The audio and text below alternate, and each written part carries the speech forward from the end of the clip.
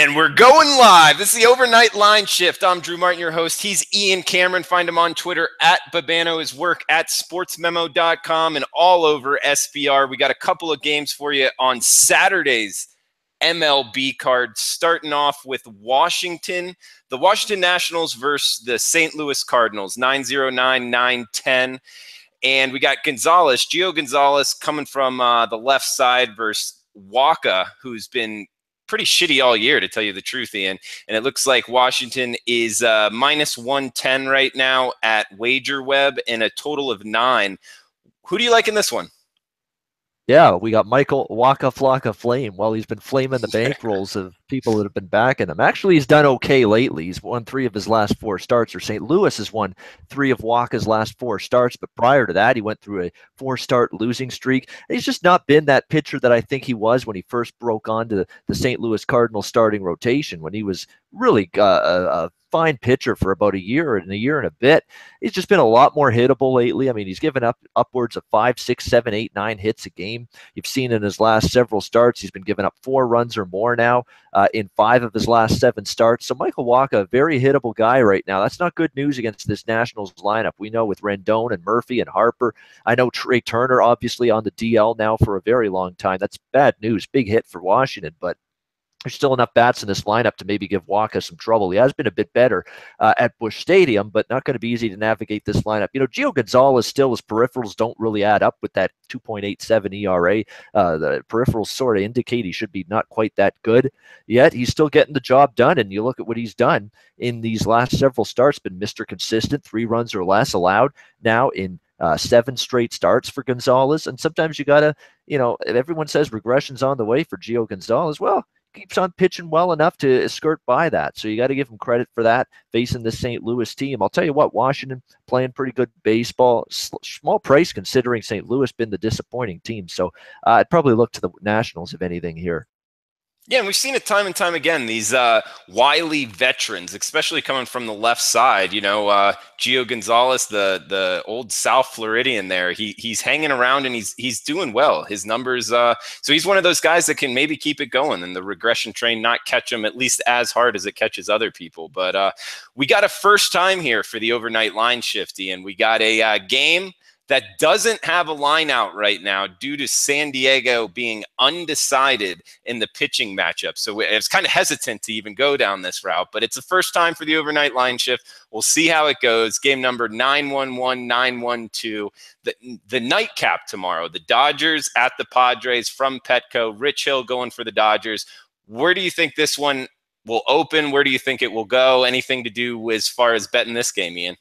Well, we know Dodgers obviously going to be I would think, a pretty hefty, reasonable sized favorite, even with Rich Hill on the mound. But the thing I wanted to bring up about this game is, even though we have no starter announced for San Diego, is Rich Hill's been the weaker link lately for this Dodgers rotation. And you look at, you know, the way they've played this week in particular, they've shown signs that the lineup, as good as they've been, you know, Cody Bellinger, Seager, you go on down to Peterson. I mean, lots of big Puig, lots of big bats in this Dodgers lineup, but they're starting to come down back to earth just a little bit during that LA Angels series. And you just worry now, do they have that same intensity going to San Diego to play this Padres team? And I'll say this about San Diego.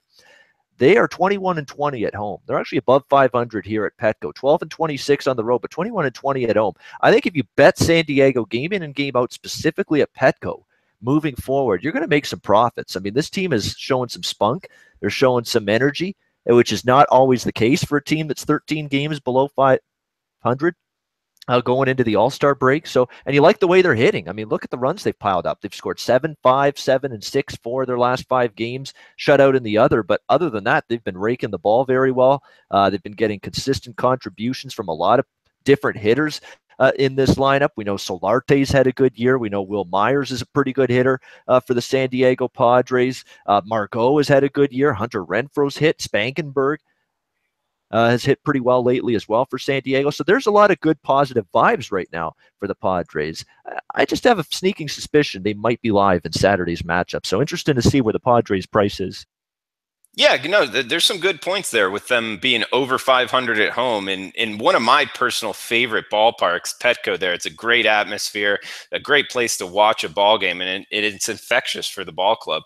So we'll move on. We got two more: 9:17, 9:18, a day game tomorrow. We got Texas versus the Chicago White Sox. Hamels versus Holland, two southpaws going at it. It looks like Texas is the away favorite, minus 123 at Heritage right now, a 9.5 total. It looks like Bet Online is at 9.5, leading the market.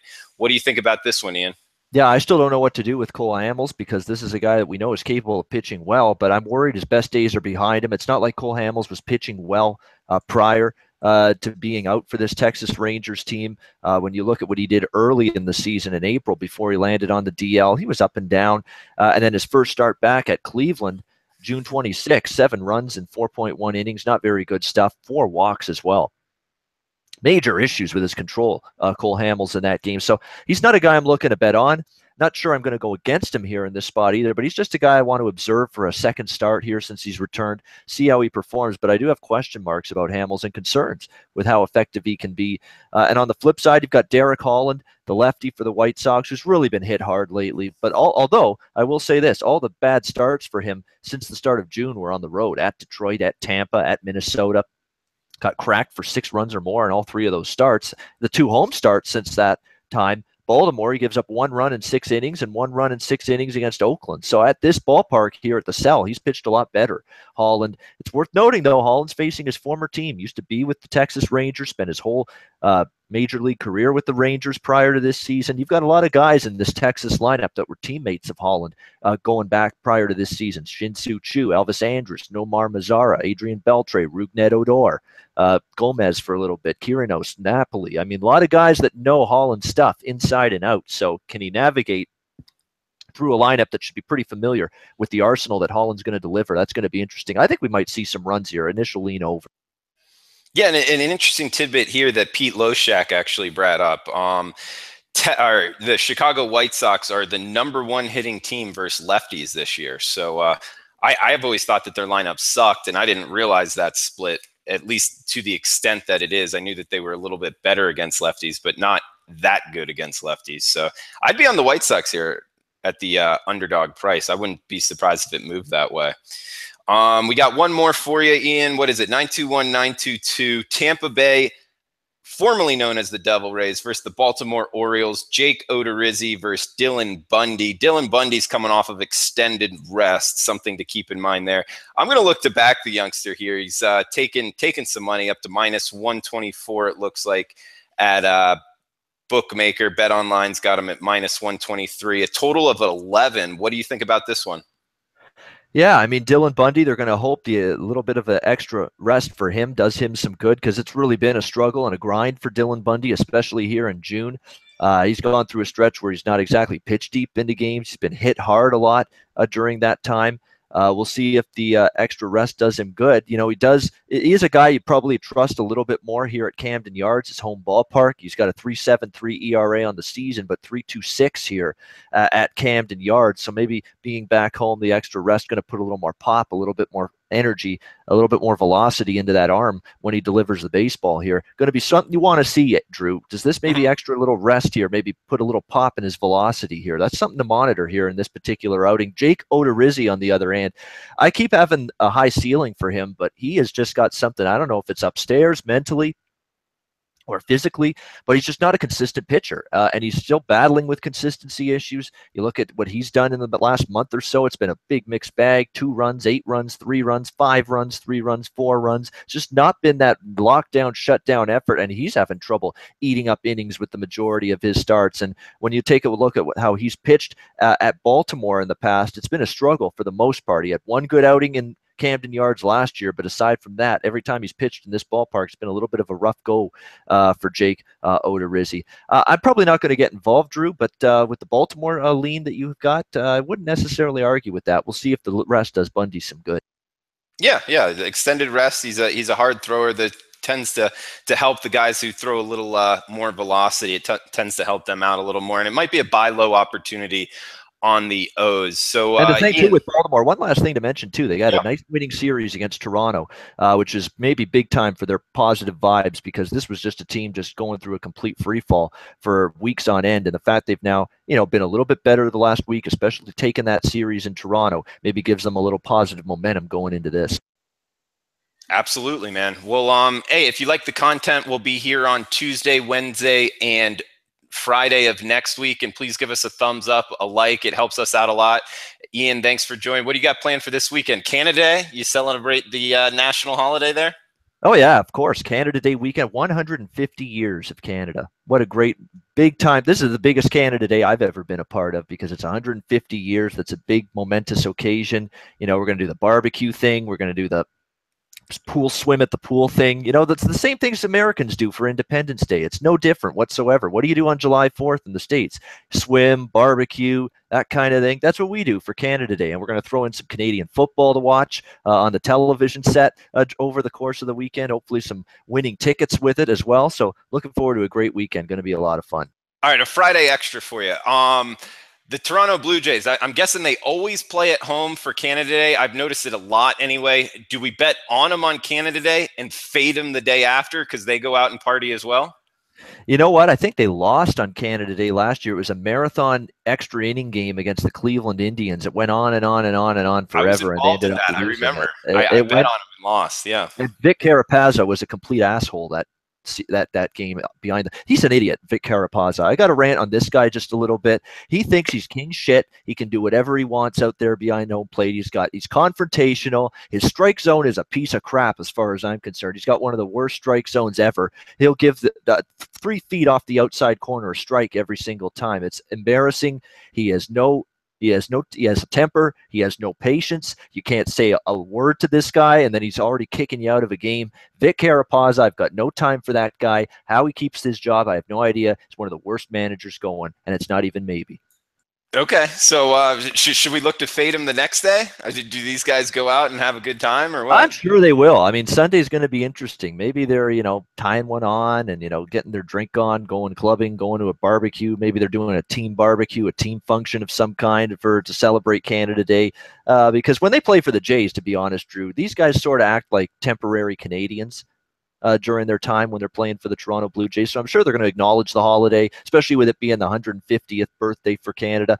Let's make the yes that they're going to be partying in some form Canada Day night after that game because that's a day game on Saturday. I'd say the yes to party of some kind about minus 900, and I might even be shortchanging that line a little bit. Ian, that's a great point because I followed Josh Donaldson pretty closely. He was at Auburn the same time I was, and I've seen multiple interviews where he's very happy playing in Toronto. So I could see that happening a lot, especially from a kid, from the South having to go up to Toronto. He loves it. He says it's a great thing playing for a whole country, actually. Yeah, absolutely. I mean, it's Canada's team. It's always what I've heard Bautista, Tulowitzki, Donaldson, Pilar, anybody on the Jays team say. It's different playing in Toronto because you're playing for a team that represents pretty much the entire country. There's no other major league team in Canada. There was way back in the day when the Montreal Expos were here, and then they moved to Washington to become the Nationals. But right now, Toronto's the only major league team, and a lot of players come to Toronto say it's pretty cool when you can play for one team representing an entire country. It's like it's Canada's team, and it's a pretty cool feeling to do that. Yeah, man, good stuff. Well, hey, I hope you enjoy it. Canada, a great neighbor to the U.S. And, dude, have a good time throwing back some Molson Ice, whatever you're getting into, man. And I hope you enjoy and get a couple wins because I'm backing with you. I'm right there with you as far as CFL. So I'm excited for that as well, man. Yeah, absolutely. Looking forward to CFL, a little barbecue, a little swimming action, a little drinking action for sure. And to all of our viewers and listeners with SBR here that are Canadian, that do live in Canada, happy Canada Day to all of you. Enjoy the weekend. Have a lot of fun. And stay safe. Stay safe. Don't drink too much. Yeah, and don't drink and drive. That's what Uber is for, and Lyft. Yep. Amen. All right, guys. Yeah, thanks for tuning in. We'll see you next Tuesday. Make sure to watch Ian's show, the Third Down show on Mondays, the appetizers for the Tuesdays at noon. Yep. Tuesdays at noon. All right, Ian. Well, thanks for joining us, and we'll see you next week, guys.